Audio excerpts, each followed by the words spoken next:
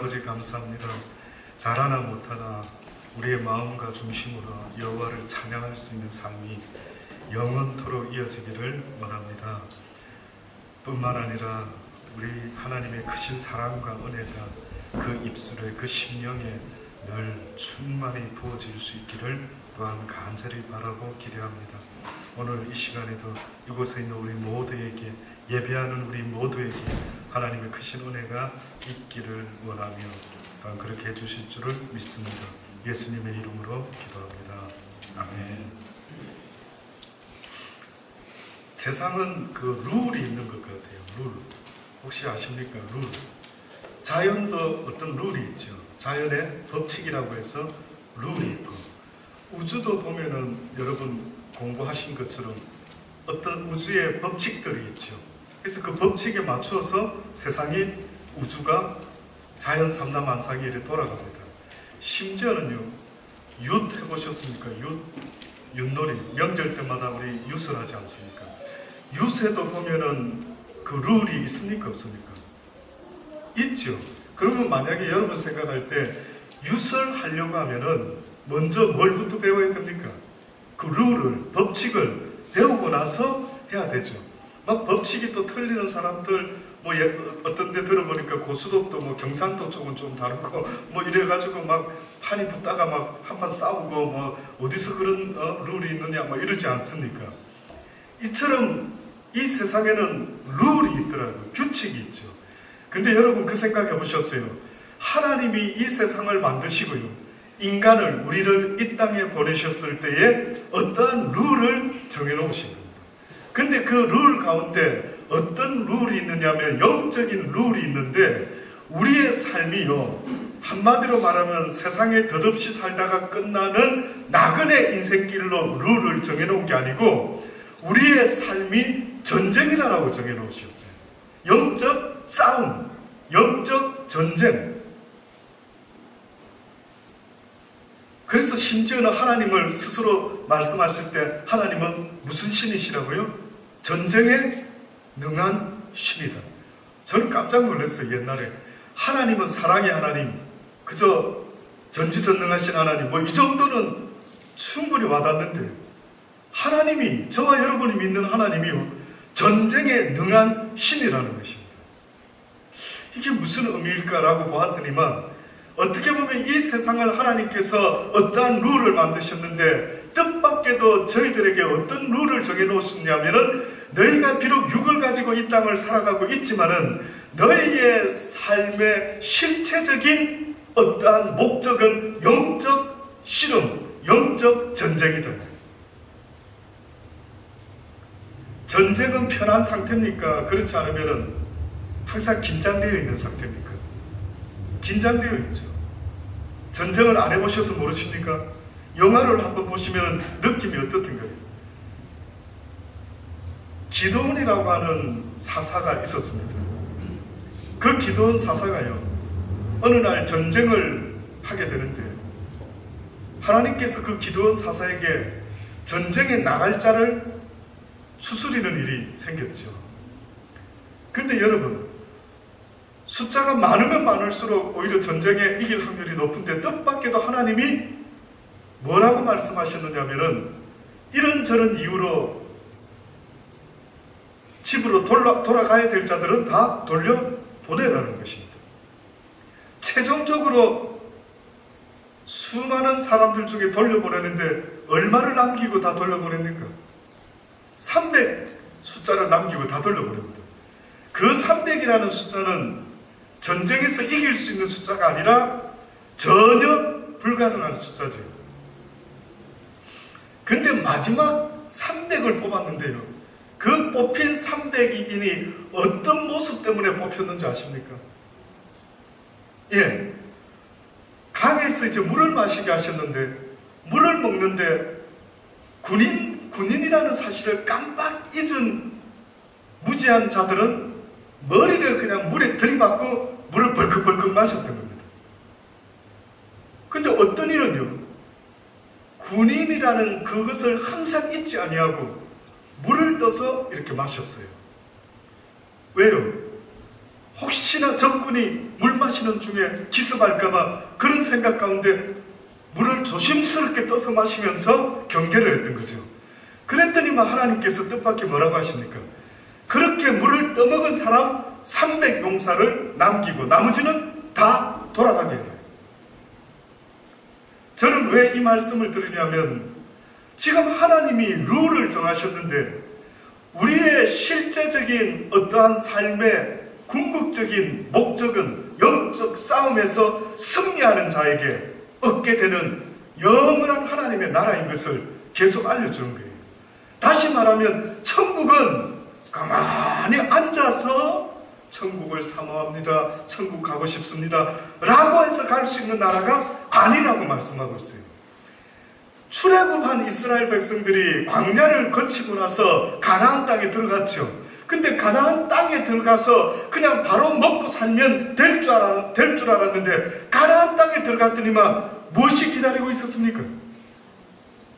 가나안에 7 족속들이 기다리고 있었어요. 그러면 결국 그 말은 영적 어떻게 보면 싸움이 있는 것처럼요. 그들이 육적인 싸움을 해야만이 그 땅을 얻을 수가 있도록끔 그렇게 정해져 있었던 겁니다.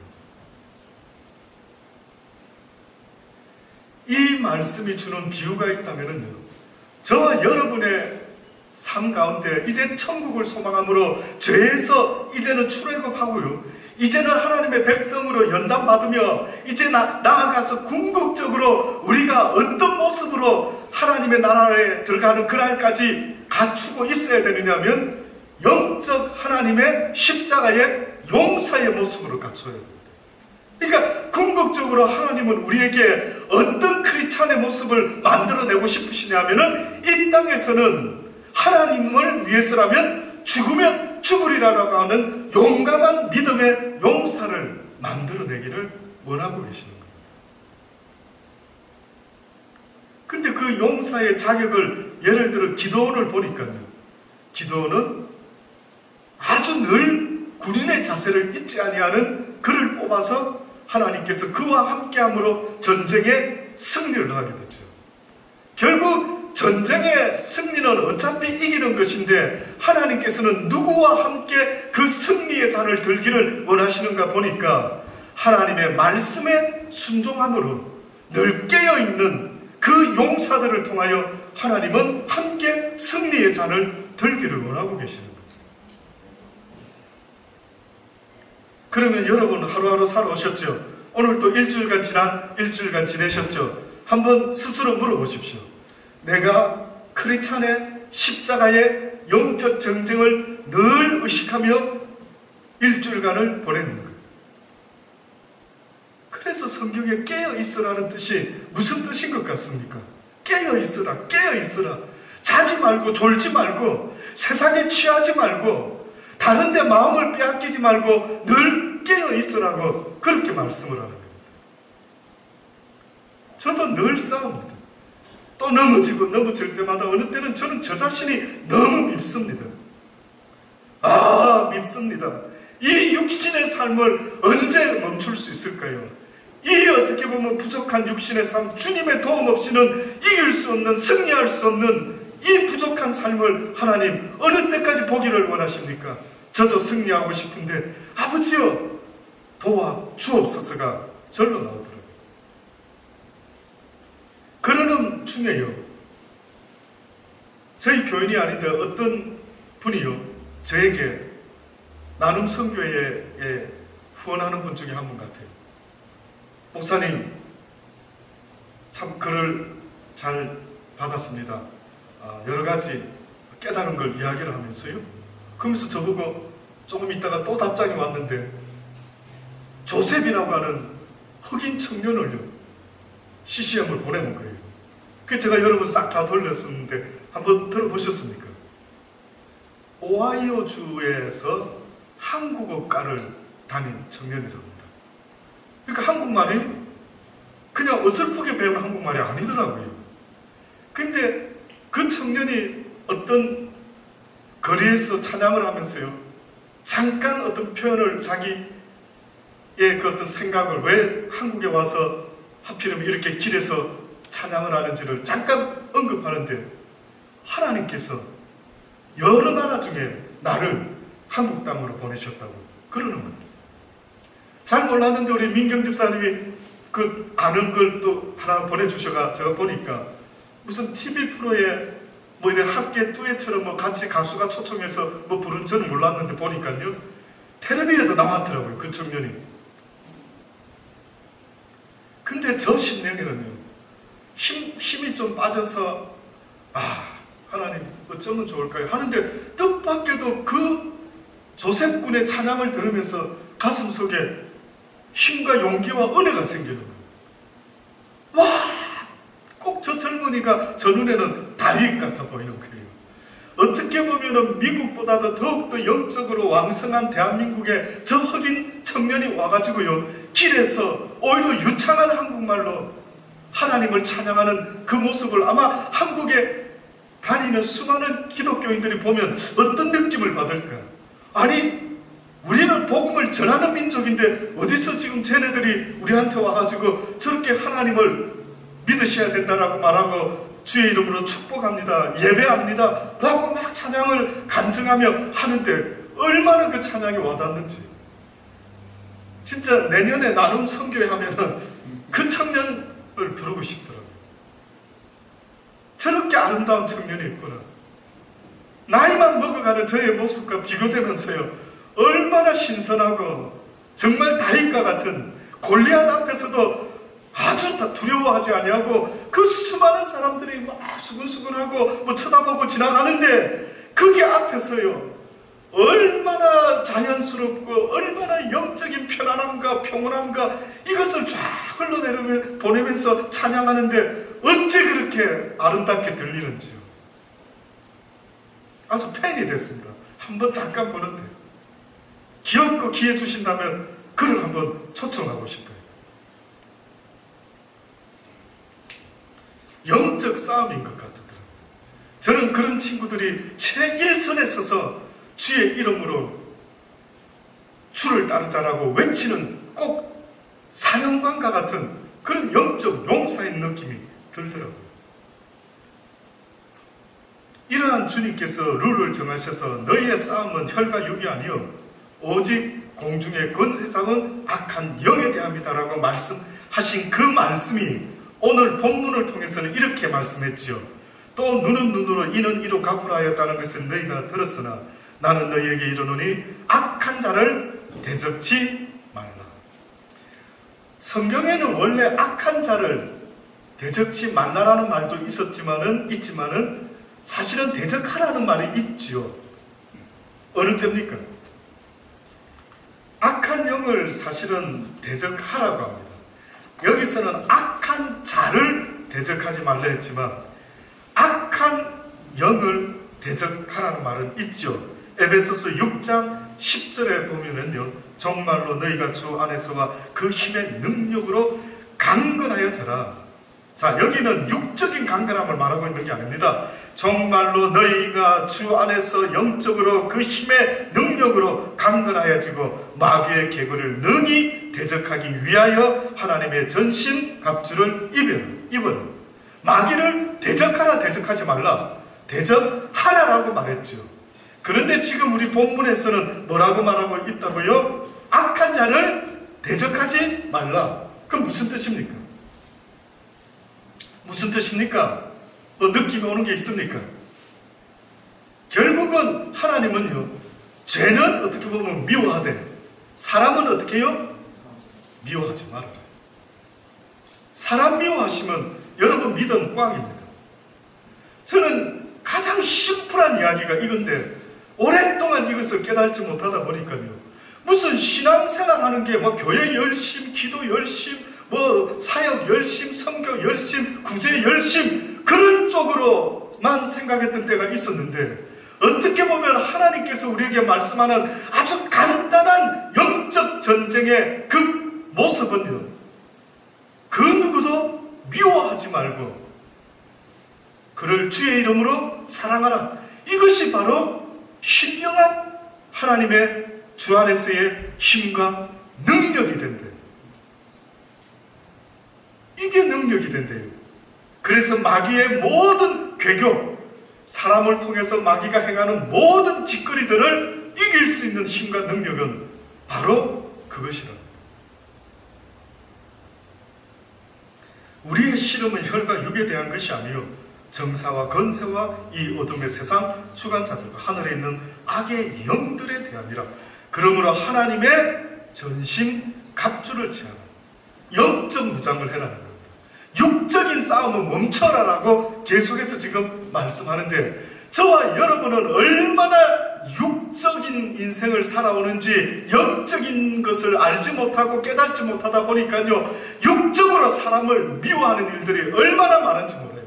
그게 왜 문제가 있느냐 하면요, 하나님의 교훈의 두 가지는, 한마디로 말하면 한 가지는 하나님을 마음과 목숨과 힘을 다하여 주 너의 하나님을 사랑하는 것과 그렇게 너의 이웃을 내 몸과 같이 어떻게 하는 것? 사랑하는 것.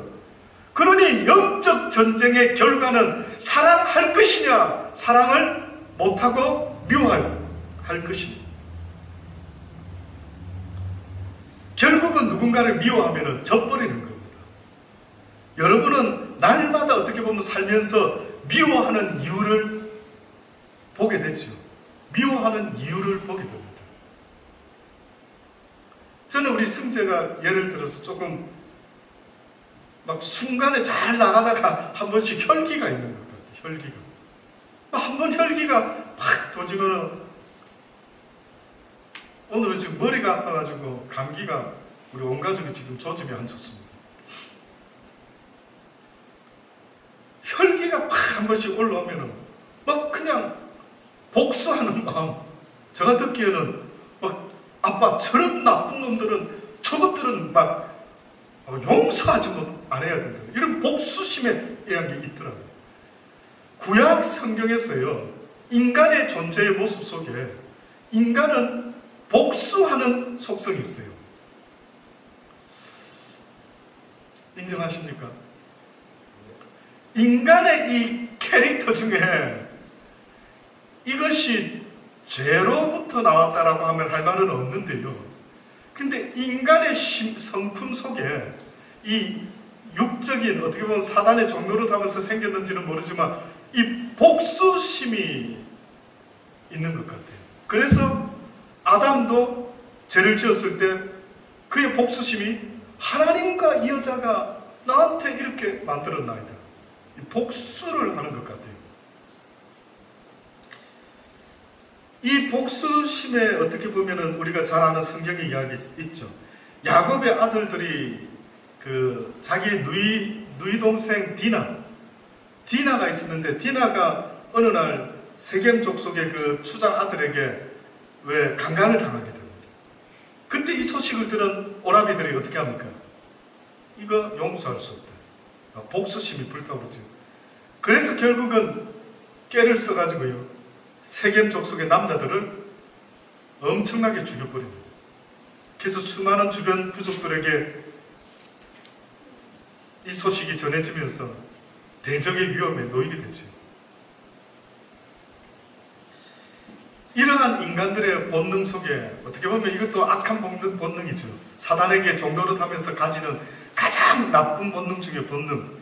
이 본능을 하나님께서 지적하기 위해서 율법으로 눈은 눈으로 이는 이로 갚으라는 것을 너희들이 들었으나 나는 너희에게 이르노니 악한 자를 어떻게 하라고요? 대적하지 말라라고 이야기를 합니다.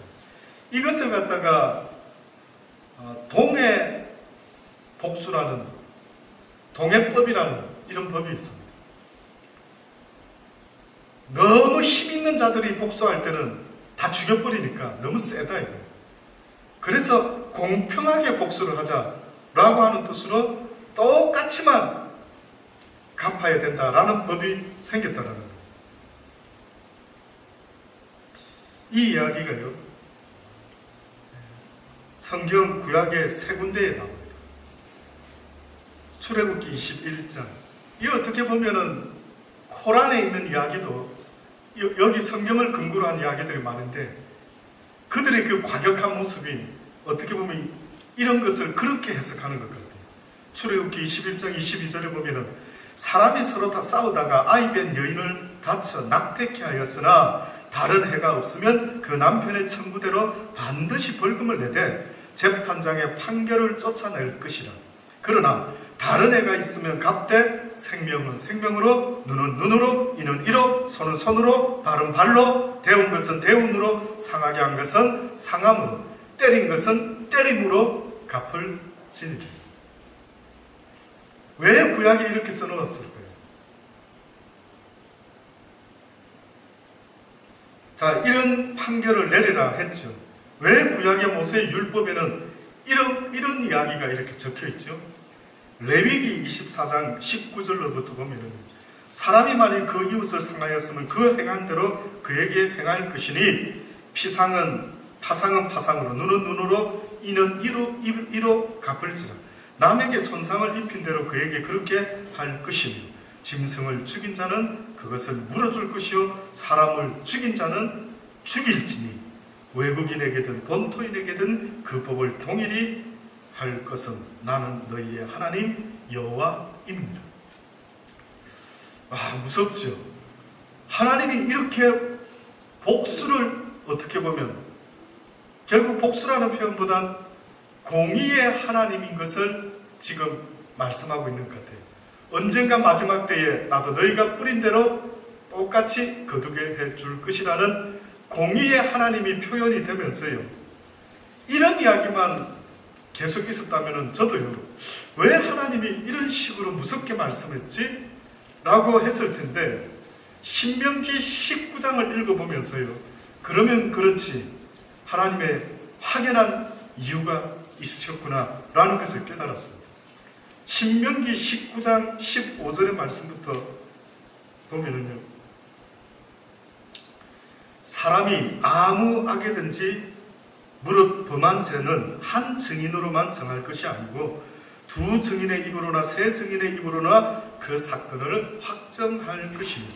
만일 위정하는 자가 있어 아무 사람이 악을 행하였다 말함이 있으면 그 논쟁하는 양방이 같이 하나님 앞에 나아가 당시 제사장과 재판장 앞에 설 것이요 재판장은 자세히 사실하여 그 증인이 위증인이라 그 형제를 거짓으로 무함한 것이라 판명이 되거든 그가 그 형제에게 행하려고 꾀했던 위증했던 그대로 그에게 행하여 보니까 너희 중에서 악을 제하라.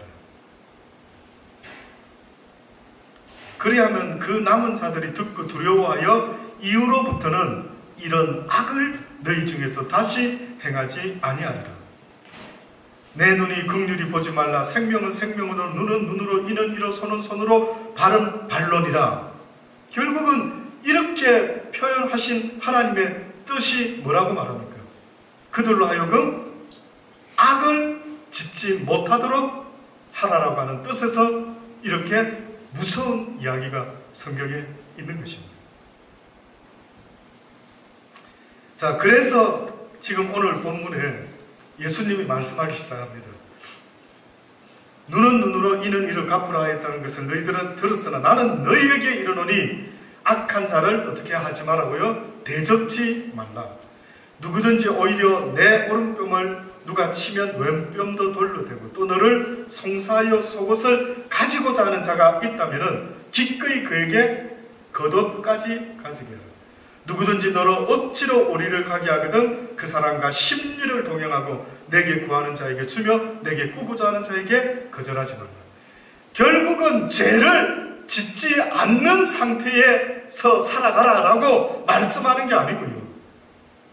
예수님은 한 걸음 더 나아가서 죄를 안 짓는 삶을 말하는 게 아니고 나쁜 짓 안 하는 인생을 말하는 게 아니고요. 사랑을 전하는 인생이 되어라. 그래서 여러분이 무슨 나 죄 안 지었어요 하나님? 나 천국 가겠지요? 아니요. 예수님이 말씀하는 것은 오히려 죄 안 짓고 천국 간다라는 그 이야기를 하고 계시는 것이 아니라 너희가 이제는 깨달았다고 한다면 이제는 이렇게 해라. 곧 사랑을 가진 자의 모습으로 모든 이들에게 사랑을 나타내야 해. 왜 오리를 가자면 10리까지 가주라고요? 왜 한 뼘 맞으면 또 다른 뺨을 돌려대라고요? 왜 거둬달라면 속옷까지 주라고요? 사랑을 나타내라는 이야기입니다. 저는 가끔 그런 이야기 옛날에 특히 들은 적이 들어 있었습니다. 목사님이니까 이 정도는 해주시겠지요? 그래서 누굴 도와줬습니다. 그러니까 목사니까 그 정도는 도와주겠지. 그래서 안 도와주면 목사가 어떻게 저럴 수가 있어? 그러고요. 도와주면 그냥 뭐 just thank you 하고 마는 겁니다. 근데 제가 지금 돌이켜 생각하니까 그때 도와달라 할 때 엄청 미안하게 도와줬어야 됩니다. 그러니까 예를 들어서 어디까지 픽업을 좀 해주세요 했는데 픽업을 했습니다. 얼마나 그 시간 걸리십니까? 제가 기다렸다가 다시 돌아가는 시간까지 제가 픽업해 드릴게요. 만약에 이렇게 말했다면 어떨까요, 여러분? 그 사람이 어떤 느낌을 가졌을까요? 충격 받을 것 같아요. 저 생각에는. 좀 다른데 이 사람. 이까지 데려준 것도 고마운데 기다렸다가 나를 또 픽업해 준대. 그렇게 물어보는 겁니다. 얼마만 더 기다리면 될까요? 목사님 한 30분은 기다리셔야 되는데 예, 괜찮습니다. 제가 기다렸다가 다시 픽업해 드릴게요. 차 안에서 30분 동안 윗몸 일으키기 하든지 성경을 읽든지. 저는 가끔 우리 정제 픽업 기다리다가 더디되면은 차를 뒤쪽을 좀 눕혀가지고요, 그 짧은 시간에 윗몸 일으키기를 좀 할 때도 있습니다. 가끔 이 배가 나오는 게 아주 신경이 쓰여가지고 그렇게 한대요. 그러면 그 사람이 30분 동안 만약에 기다렸다가 이제 왔어요. 목사님 죄송합니다 막 이러겠죠. 보통 오는 사람들이. 오는데 뻔뻔하게 그런 소리도 안 하고 오는 사람 저는 본 적은 없습니다. 다들 미안해하죠. 괜찮습니다. 미소 지으면서 따뜻하게 그걸 데리고 또 딱 데려다 줬어요. 그러면 여러분 그 사람의 가슴 속에 어떤 생각이 들까요? 내 살아오면서 저런 전도사님, 저런 목사님, 저런 선교사님, 저런 집사님, 저런 사람 처음 봤다. 그러지 않을까요? 그러지 않을까요? 그래서 우리 크리스찬들에게 예수님이 지금 말씀하고 있는 거, 그전에는 복수, 네가 날 이렇게 취급했어? 좋아, 나는 더 복수하리라. 이런 것을 멈추게 하시면서 그 뜻은 그런 복수의 뜻이 아니라 악을 싫어하고 악은 나쁜 것이라는 것을 우리에게 말씀해 주신 것이라는 것을 잊지 마셔야 됩니다. 누가복음 6장에는 똑같은 이 말씀을요, 더 깊이 있게 말씀하셨죠. 누가복음 27장에 6장 27절에 보면은요, 그러나 너희 듣는 자에게 내가 이르노니 너희 원수를 사랑하며 너희를 미워하는 자를 선대하며 너희를 저주하는 자를 위하여 축복하며 너희를 모욕하는 자를 위하여 기도하라. 내 입밤을 치는 자에게 젖밤도 돌려대고 내 겉옷을 빼앗는 자에게 속옷도 금하지 말라. 물은 내게 구하는 자에게 주며 내 것을 가져가는 자에게 다시 달라지 말며. 보세요, 31절에 남에게 대접을 받고자 하는 대로 너희도 남을 어떻게 해요? 대접하라. 이것이 기독교의 뭐라고 합니까? 혹시 들어보신 적이 있습니까? 황금률이라고 합니다. 황금률. 남에게 대접을 받고자 하는 대로 너희도 남을 어떻게 하라고요? 대접하라. 저도 누가 만약에 픽업을 했는데 진짜 누가 저에게 목사님 30분 걸리십니까? 제가 기다릴게요. 30분. 너무 고맙죠. 너무 고맙죠. 혹시 여러분도요, 누군가에게 어떤 대접, 예를 들어서 누군가가 나에게 식사 한번 대접하겠다고 했습니다. 그러면 물론 목사님 뭐 드시고 싶습니까? 그럼 저는 주로 짜장면 이야기를 합니다. 예, 짜장면은 족합니다. 괜찮습니다. 아니면은 월남국수도 좋고요. 거의 저 메뉴는 그렇습니다.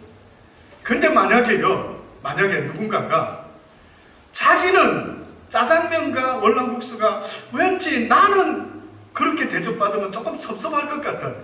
그러니까 이 사람은 강권적으로 저보고 이럽니다. 목사님, 탕수육 하나 더 시킬게요. 팔보채도 하나 더 시키겠습니다. 그렇게 했어요. 그러면 이 상황은 뭡니까? 하나님께서요, 네가 만약에 대접받는 입장이라면 너는 어떻게 대접받으면 기분이 좋고 너무 고마워하겠느냐, 이렇게 물어보시는 거예요. 네가 대접을 받고자 하는 대로 그 사람에게도 어떻게 하라고요? 대접을 하라는 거예요. 저는 물론 음식의 내용도 중요하지만은요, 가끔 이런 분과 함께 식사하면서 대접받을 때 참 마음이 뭔가 묘한 기쁨이 있습니다. 그게 뭔지 아십니까? 뭐 이렇게 그냥 김치를 집어 먹으려고 하는데 별로 멀리 있지도 않는데 어떤 분이요, 김치를 저 앞쪽으로 이렇게 끌어다 주면서요, 아이 목사님 김치 좀 여기 물 있습니다. 별거 아닌데 느낌이 어때요? 와, 이분의 마음이 느껴지는 거예요. 고맙다. 아무것도 아닌 나에게 너 이렇게까지 신경을 써주면서. 또 어떤 분은요, 심지어 젓가락을 이렇게 자르는데 얼른 자기가 까가지고 젓가락을 탁 잘라주는 겁니다. 근데 탁 자르니까 해피님은 끝이 옆으로 쫙 나갔어요. 그때 얼른 자기 것하고 바꿔서 다시 잘라서 주는 이런 분도 본 적이 있습니다. 안 잊혀지죠? 와, 이 사람 뭐지? 여러분, 우리 크리스찬들의 하나님이 말씀하는 것은 영적 전쟁인데, 사랑을 못 나타내게 사단은 방해하고, 하나님은 우리에게 너를 통해서 내 사랑이 모든 열방에게 증거되는, 이것이 바로 영적 전쟁, 사랑의 빅토리라고 그렇게 지금 말씀하는데, 우리는 도대체 뭐에 신경 쓰고 살아가고 있느냐 이거죠. 도대체 여러분과 저는 십자가의 용서라는 게 무슨, 누가 나 건드리기만 해봐라 이 박살을 내주리라 뭐 이러면서 살고 있습니까? 하나님이 우리에게 말씀하는 것은 그게 아니라 그 소자 하나에게 냉수 하나 대접한 것도 내가 잊지 않겠다라고 그렇게 말씀하신 하나님의 영적 전쟁의 뜻이 무엇인지 꼭 가슴에 새길 수 있기를 바랍니다. 그걸로 이긴다. 그걸로. 그래서 저도 할 수만 있다면, 찬스가 생기면은 어떤 방법으로든 하나님의 사랑이 저들에게, 그에게 전달될 수 있도록. 그래서 저는 특히 그 방법 참 좋더라고요. 어떤 분 사탕 초콜릿을 막 가지고 다닌대요. 그 다니다가 아이들 만나면, 애들이나 이런 아이들 만나면 초콜릿을 준다. 또 어떤 그 크리스찬 가게 숍에 보면은요, 뭐 정육점도 그렇고요, 거기다 초콜릿 사탕 캔디를 딱 둔다라고. 그러니까 크리스찬 정육점 주인이요, 생선, 고기를 팔다가 누가 아이랑 같이 온 부모가 있으면 슬쩍 아이를 핑계 삼아 초콜릿을 주는 겁니다. 그러면 그 부모가 기분이 어떻겠어요? 이 사람 기분이 좋은데. 이 모든 일들을 하나님은 지금 우리에게 이렇게 살 것을 말씀하고 있는 것입니다. 결론적으로 방금 읽어드렸던 이 누가복음의 말씀, 남에게 대접을 받고자 하는 대로 너희도 남을 대접하라. 이 말씀을 바꾸면은요, 내 이웃을, 잘 들어보세요, 남에게 대접을 받고자 하는 대로 너희도 남을 대접해라 이랬죠. 이것을 성경의 다른 말씀을, 다른 버전을 보면은 내 이웃을 내 몸과 같이 사랑하라는 이 말씀에 이게 다 들어있는 거예요. 결국은 대접받고자 하는 대로 내가 대접하는 그것이 곧 그를 내 몸과 같이 사랑하는 자의 모습이다라는 것을 말씀하고 있죠. 너희가 만일 너희를 사랑하는 자를 사랑하면 칭찬받을 것이 무엇이뇨? 죄인들도 사랑하는 자를 사랑한다. 너희가 만일 선대하는 자를 선대하고 칭찬받을 것이 무엇이냐? 하나님을 모르는 죄인들도 이렇게 합니다. 너희가 받기를 바라고 사람에게 빌리며 칭찬받을 것이 무엇이뇨? 죄인들도 어수히 받고자 하고 죄인에게 빌립니다. 오직 너희는 원수를 사랑하고 선대하며 아무것도 바라지 말라. 빌라. 그래야면 하늘에서 너희의 상이 클 것이라. 지극히 높으신 이의 또한 아들이 될 것이라. 하나님의 아들 예수 그리스도뿐만 아니라 이렇게 행하는 자들도 또한 하나님의 아들이 될 것이라고 말씀하는데, 그 이유는 왜 악인에게까지 이렇게 해야만 합니까? 라고 하는 그 이유는 바로 뭐라고요? 그는 은혜를 모르는 자와 악한 자에게도 인자로우시다. 너희 아버지의 자비하심 인자하심과 같이 너희도 자비하라. 비판받지 아니하면 비판하지 말라. 그리하면 너희가 비판받지 않을 것이고 정죄하지 말라. 그러면 너희가 정죄받지 않을 용서하라. 그러면 너희가 용서받고 주라. 그러면 너희에게 하나님이 줄 것이라. 후히 되어 누르고 흔들어 넘치도록 하여 너희에게 안겨주리라. 너희의 헤아리는 그 헤아림으로 너희도 헤아림을 도로 받게 된다라는 이 진리를, 이 법칙을 너희가 잊지 말고 영적 전쟁에서 승리하는 자가 되어라. 결국은 사단은 하나님이 없애겠다고 하는 겁니다. 그러나 그 영적 싸움에서, 이 땅에서의 싸움은요, 결국은 하나님의 말씀대로 순종하며 사는 그들이 영적으로 하나님이 돕게 되고 또한 그것을 통해서 악한 영이 지게 되는 놀라운 승리의 삶을 살게 된다는 걸 말씀하고 있습니다. 사랑하는 여러분, 돈 버는 일에 목숨을 걸 게 아니고요, 늘 십자가의 용사같이 물을 마셔도 손을 모아서 마셨던 그들처럼요, 여러분 주의 이름으로 권면하기를 원합니다. 살아가면서 오늘 하루도 나에게 붙여준 사람들, 오늘 하루도 내가 만나게 되는 그 사람들, 그 사람을 대할 때 죽게 하듯 하는 마음으로 그리스도의 사랑이 그들에게도 증거될 수 있는 그 영적 싸움을 위해서 날마다 깨어있는, 조심하는, 그래서 승리하는 저 여러분 되기를 주의 이름으로 축원합니다. 기도하십니다. 좋으신 아버지 하나님, 그렇습니다. 무엇이 영적 싸움인지 알지 못하고 돈 버는 일에 엄청난 싸움을 하고 있지는 않습니까? 아버지여, 날마다 이렇게 말씀을 주시는데도 듣고도 깨닫지 못하는 어리석은 사단에게 종노릇하는 자의 패배자의 모습으로 살지 말게 하시고 주의 말씀으로 경성함으로 영적 싸움에서 승리하며 살아가는 하나님의 사랑의 용사들이 다 되게 하여 주옵소서. 예수님의 이름으로 기도드리옵나이다.